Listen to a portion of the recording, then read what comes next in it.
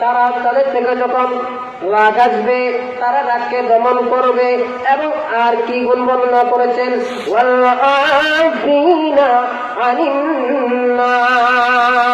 কোন মানুষ যখন ভুল করে ফেলে, আল্লাহকে খুশি করার জন্য, আল্লাহ থেকে ক্ষমা পাওয়ার জন্য, যেহেতু নিজে গুনাহ করেছে এই গুনাহগুলোর ক্ষমা চাইতে হবে আল্লাহর কাছে। এই আল্লাহর থেকে ক্ষমাগুলো পাওয়ার জন্য, ক্ষমাটা পাওয়ার জন্য অপর মুসলমানকে ক্ষমা করে দিতে হবে। সবাই বলুন না সুবহানাল্লাহ। এগুলো মুত্তাকি বান্দার গুণ।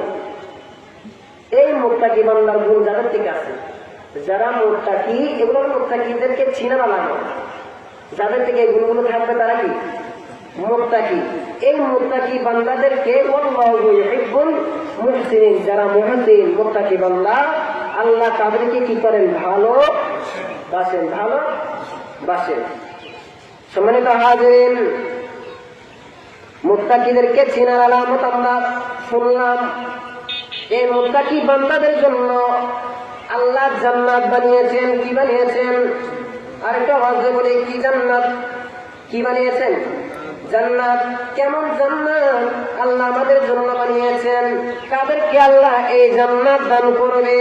আল্লাহ রাব্বুল আলামিন সূরা বাকারার মধ্যে এলান করে দিলেন, ওয়াবাশশিরিল লাযিনা আমানু ওয়া আমিলুস সালিহাতি আন্না লাহুম জান্নাতিন তাজরি মিন তাহতিহাল আনহার কুল্লামা রুযিকু মিনহা মিন সামারাতির রিজকা ক্বালু হাযাল্লাযী রুযিকনা من قبل وأتوا به متشابها ولهم فيها أزواج مطهرة وهم فيها خالدون سبحان الله।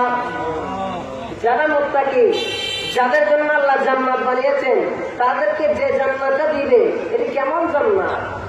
জান্নাতে বর্ণনা করার দরকার আছে না? কেমন জান্নাত আল্লাহ আমাদেরকে দান করবে? আল্লাহ নবীকে আল্লাহ বলছেন, ইয়া রাসূলুল্লাহ, আপনি বলে দিন, ওয়াবাশশিরিল লাযিনা আমানু ওয়া আমিলুস সালিহাতি, তাদেরকে সুসংবাদ দিন যারা ঈমান এনেছে এবং ভালো কাজ করেছে। আন্না লাহুম জান্নাতিন, তাদেরকে কেমন জান্নাতের সুসংবাদ দিবেন? তাদেরকে জান্নাতের সুসংবাদ দিবেন। কেমন জান্নাত? তাজরি মিন তাহতিহাল আনহার, যে জান্নাতের নিচে নহর সমূহ, নদী সমূহ প্রবাহিত। সবাই বলুন না সুবহানাল্লাহ। দুনিয়ার মধ্যে আমরা সাগর দেখতে চাই। কি দেখতে চাই? সাগর, বড় বড় নদী দেখতে চাই, কক্সবাজার যেতে চাই। কিন্তু অনেকের আশা পূরণ হয়, আবার অনেকের আশা পূরণ হয় না। এই আশাগুলো আমরা যদিও দুনিয়ার মধ্যে বাস্তবায়ন করার জন্য চেষ্টা করি, ওই নদীটা দেখার চেষ্টা করি, কিন্তু আমাদের থেকে আশাটা পূরণ হয় না। কিন্তু জান্নাতটা এমন একটি জান্নাত, এমন একটি জান্নাত আল্লাহ আমাদেরকে দান করবে, যে জান্নাতের মধ্যে আপনি যেমন চাইবেন তেমন হবে, যেমন চাইবেন তেমন হবে। কারণ দুনিয়াটা মুমিনদের জন্য হলো কারখানা, জেলখানা। কি খানা? জেলখানা। জেলখানার মধ্যে আপনি যেমন আছে তেমন করতে পারবেন না।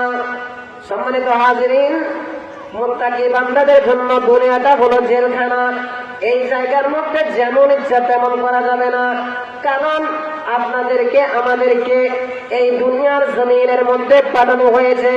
আমার নবীর একটি হাদিস, আদ-দুনিয়া মাজরাআতুল আখিরাহ। সবাই বলুন না সুবহানাল্লাহ। ও বান্দা, তোমাদেরকে দুনিয়ার মধ্যে কেন পাঠানো হয়েছে আমার নবীর মাধ্যমে জানে নাও। আমরা নবীর মাধ্যমে জানতে পারি। আপনার নবীজি বলেন, তোমাদেরকে দুনিয়া দেওয়া হয়েছে, দুনিয়ার মধ্যে পাঠানো হয়েছে আখিরাতের জন্য, বাজার করার জন্য। কিসের জন্য? আখিরাতের বাজার করার জন্য। কিন্তু আমাদের অবস্থা এমন হয়ে গেল যে আল্লাহ আমাদেরকে বাজারে ধরে গিয়ে বাজারে পাঠিয়েছেন, আমরা ধরেতে বিক্রি করে দিয়ে বা ধরেটা হারিয়ে ফেলে নিজের মতো নিয়ে চলতেছি, ঠিক না?